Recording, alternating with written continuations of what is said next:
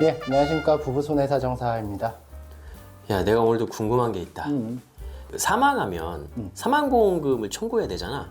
그렇지. 근데 그때 필요한 서류들이 있지 않냐? 일단 기본적으로는 보험금 청구서가 필요하지. 어떤 보험금 청구에서는 기본적으로 청구서가 필요하고, 그 다음에는 이제 사망진단서.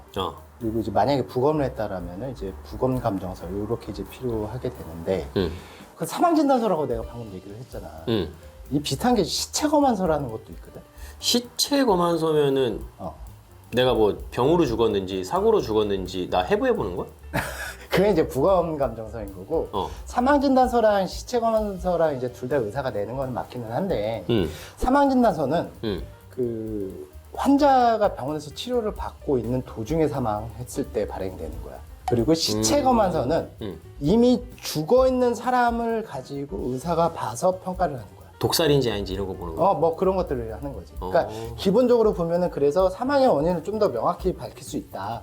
라는 거는 사망진단서가 시체검안서에 비해서 훨씬 더 정확하다고 할 수가 있지.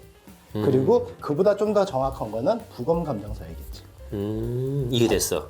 그러면은 사망보험금을 청구를 하려고 하면은 보험회사한테 사망에 대한 입증을 해야 된단 말이지. 그치? 그러면 이거는 뭘로 할까?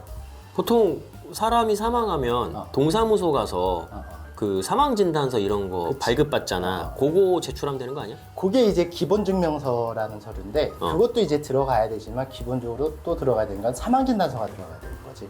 근데 사망을 했잖아. 근데 뭘 또 입증해야 돼? 일단은 이제 보험에서 판매하는 그 사망보험금의 종류가 여러 가지가 있는데 생명보험에서 판매하는 일반 사망보험금 같은 경우에는 그냥 피보험자가 사망했다 이것만 보여주면 돼. 그럼 이건 사망진단서면 되겠네. 그렇지. 근데 손해보험에서 질병사망이나 아니면 상해나 재해사망 같은 경우에는 질병으로 인해서 사망했을 때 질병사망보험금이 나가고 상해나 재해 같은 경우는 외부적인 원인으로 인해서 사망했을 때 그 사망보험금이 나가기 때문에 그 사망 사실뿐만 아니라 그에 더해서 사망의 원인까지 입증을 해야 되는 거지. 사망진단서에 나와 있는 거 아니야? 다?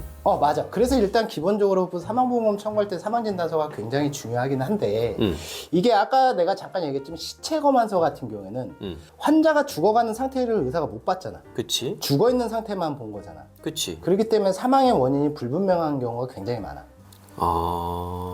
그치. 의사는 죽고 나서 본 거니까. 그렇지. 근데 사망진단서는 왜 사망했는지가 나오잖아. 그렇지. 그래서 이제 사망진단서를 보면은 직접 사인이 뭐고 사망의 종류가 뭐고 그다음에 이 사람의 의도성이 뭐고 뭐 이런 것들이 기재가 되어 있는데 이 사망진단서에 기재되어 있는 그 내용 가지고도 보험금이 안 나올 가능성도 굉장히 높아.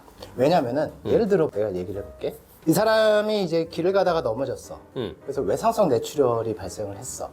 이거 외부적인 원인 맞지? 그치? 그럼 상해나 재해나 될 수 있을 것 같지? 그치. 근데 이 사람이 그 자리에서 사망한 게 아니라 병원에 후송이 됐어. 후송이 돼가지고 이제 머리를 개두술을 했단 말이야. 근데 개두술을 하고 났는데 이 사람이 이제 의식불명 상태로 인공호흡기만 달고 사는 거야. 근데 이게 하루 이틀 뒤에도 사망한 것도 아니고 뭐 1년 정도? 2년 정도 그 상태로 막 계속 살아있던 거야. 의식불명 상태로. 그러다 이제 사망을 했네. 그랬을 경우 사망진단서상 이럴 때 그 사망의 종류가 외인사라고 알아? 외부적인 요인? 그렇지. 외인사라고 기재가 안 되어 있고 병사로 기재를 해놓는 경우가 있어. 왜 뇌출혈로 쓰러져서 수술해서 했으면 직접적인 원인은 상해잖아. 맞아. 근데 병원 진단서에서는 외인사라고 되어 있고 직접 사인에 뭐 뇌출혈이나 이런 거에 언급이 없고 폐렴으로 되어 있거나 폐혈증이 되어 있거나 심정지가 되어 있다면 보험회사 입장에서는 외부적인 원인으로 인해서 사망했어야지 상해나 재해보험금 줘야 되는데 그게 아닌 거잖아. 사망진단서 내용을 보면. 아니 폐렴이 걸려 있는 상태에서 수술했는데 애가 아직 죽진 않았네. 그러다 보니까 나중에 좀 한 1, 2년 있다 죽었어. 그럼 이게 애매한 거네.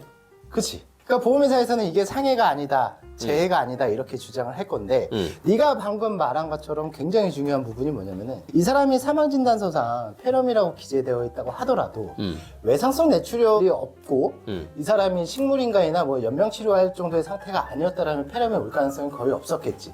그러면은 이 사람이 주된 원인은 외상성 뇌출혈이 사망의 주된 원인이 되기 때문에 이때 이제 보험회사한테 상해사망보험금 청구를 해서 받아낼 수 있어.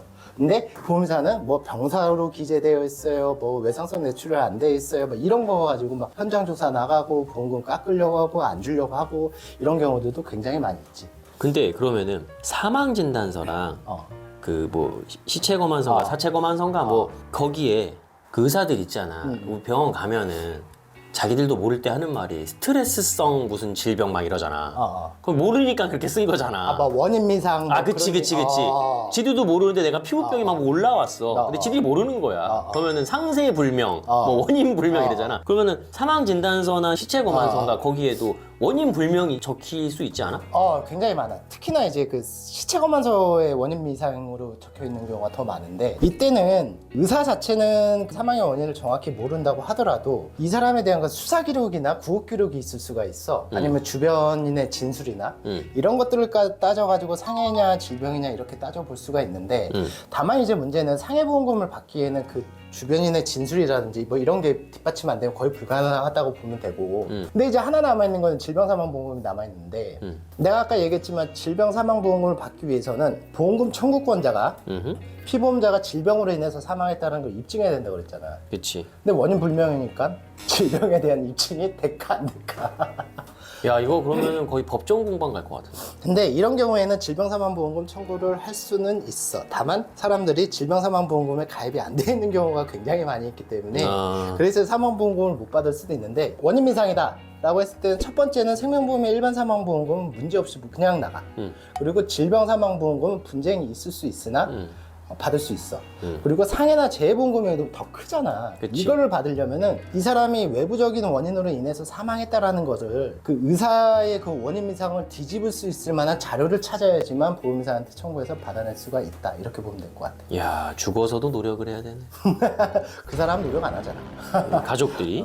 어쨌든 저희가 이제 말씀드린 거는 사망진단서의 내용이 상당히 중요하기는 한데요, 그 내용 자체만으로 모든 보험금이 결정되는 건 아니다. 그를 뒷받침할 수 있는 다른 자료들이 추가로 있으면은 결과가 바뀌어질 수 있다. 뭐 이 정도로 이해를 하시면 될 것 같습니다. 저희가 준비한 내용은 여기까지였고, 도움이 되셨다고 한다면은 좋아요, 구독, 알림 설정 부탁드리고, 도움이 안 됐다고 하더라도 다음 동영상에서 분명히 도움이 될 거니 좋아요, 구독, 알림 설정 부탁드리도록 하겠습니다.